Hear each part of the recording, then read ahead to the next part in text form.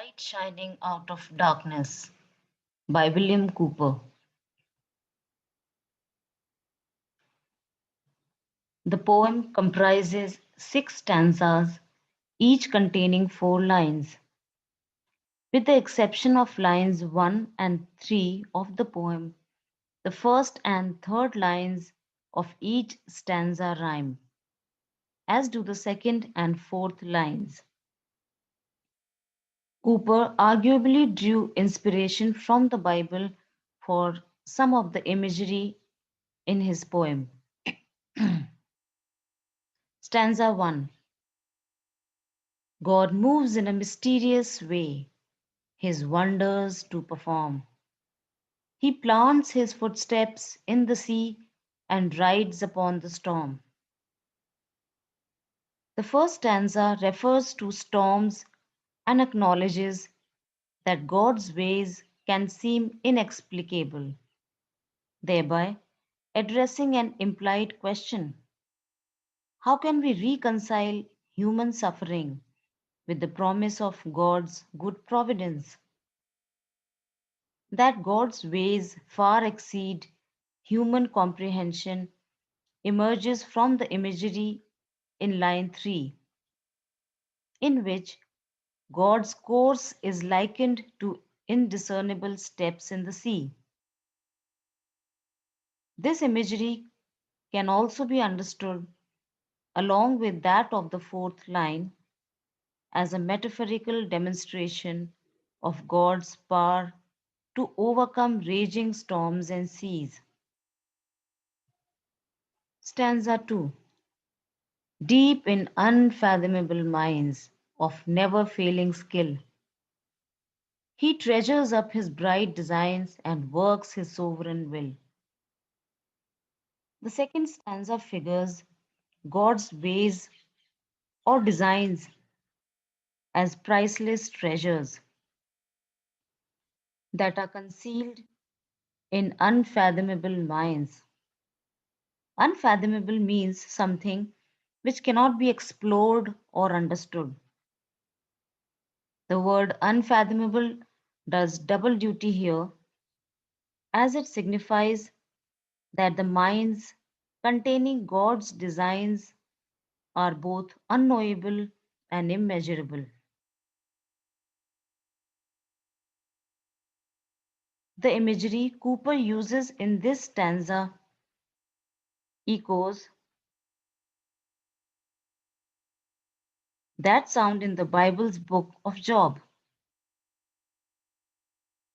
As is stated in Job 28, people have the skill to mine gold and gems from the earth, but where can wisdom be found? And where is the place of understanding?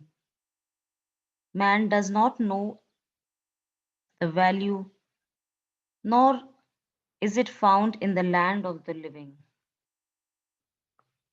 Stanza 3. Ye fearful saints, fresh courage take. The clouds you so much dread are big with mercy and shall break with blessings on your head. The third stanza exhorts Christians to find courage in their faith and trust that deliver God will ultimately deliver them from suffering. Once again, the poem invokes the image of a storm cloud as a metaphor for turmoil, but then transforms it into a vehicle for God's mercy.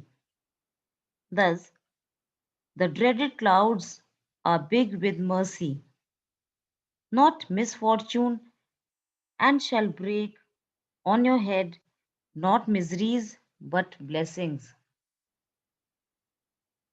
Stanza 4. Judge not the Lord by feeble sense, but trust him for his grace. Behind a frowning providence, he hides a smiling face.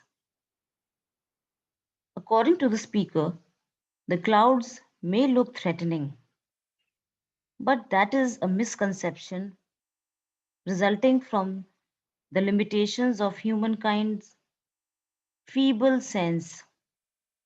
It is not possible to grasp God's grand design through sight or sound or intellect. Even the human imagination, boundless though it seems, is insufficient to envision the wonders of God's ways. His purposes will ripen fast. Unfolding every hour, the bud may have a bitter taste, but sweet will be the flower. Compared to eternity, a human being's lifespan is quite brief. It may seem that our suffering lasts a long time, but within God's cosmic time frame, this bitterness passes quickly. Thus, in the fifth stanza, the speaker affirms God's purposes will ripen fast, and sweet will be the flower. For those who believe in God's grace, their reward or sweet flower is eternal life in God's heavenly kingdom. Stanza 6. Blind unbelief is sure to err and scan his work in vain. God is his own interpreter, and he will make it plain. However, what about those who don't believe? The speaker warns. Unbelief is sure to err because we are hopelessly blind with respect to God's mysterious work. It is only through belief in God's benevolence that we can experience it. In the poem's final two lines, the speaker reiterates that God alone comprehends his sovereign plan and he will reveal it in due time. William Cowper experienced a great deal of misery in his own life and may well have questioned God's ways. His mother died when he was 6 years old, and in his early 30s, he suffered an attack of deep depression. After an attempt at suicide, he was institutionalized for insanity and then released into the care of a retired clergyman. He moved with the clergyman's family to Olney, where he met John Newton. Because Cooper had already written numerous poems, Newton suggested they work together to create a hymn book. In 1773, Cooper experienced another bout of depression just after he completed Light Shining Out of Darkness. He described his mental anguish in writing, explaining that it was like scrambling always in the dark among rocks and precipices without a guide, but with an enemy ever at my heels prepared to push me headlong. Despite Cooper's agony, or perhaps because of it, his poem does not express doubt or disbelief in the promise of God's bright designs.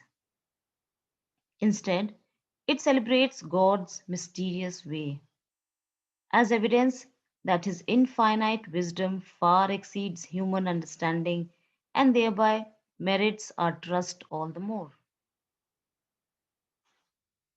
Now let us see the figures of speech used in the poem. Alliteration.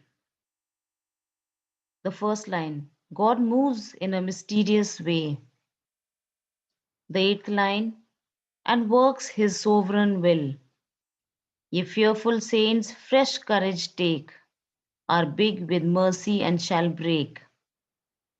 The bud may have a bitter taste. Anastrophe. For poetic effect, Cooper uses anastrophe, which means inversion of the normal word order in the first and fifth stanzas. God moves in a mysterious way, his wonders to perform. The normal word order would be God moves in a mysterious way to perform his wonders. So, this normal word order has been inverted. The bud may have a bitter taste, but sweet will be the flower. The normal word order shall be: the bud may have a bitter taste, but the flower will be sweet. So, this way, Cooper has employed anastrophe. End rhyme. Except for lines 1 and 3, the rhyme scheme of the poem is AB, AB. The third stanza demonstrates the pattern. If fearful saints fresh courage take, the clouds ye so much dread are big with mercy and shall break in blessings on your head.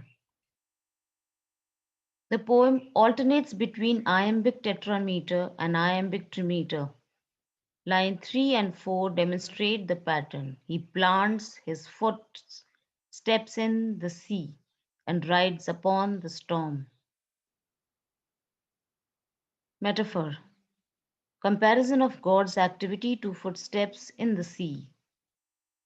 Comparison of God to a miner who digs up bright designs and stores them as treasures that he uses when he carries out his will. Comparison of mercy and blessings to rain from a cloud. Oxymoron. Frowning providence.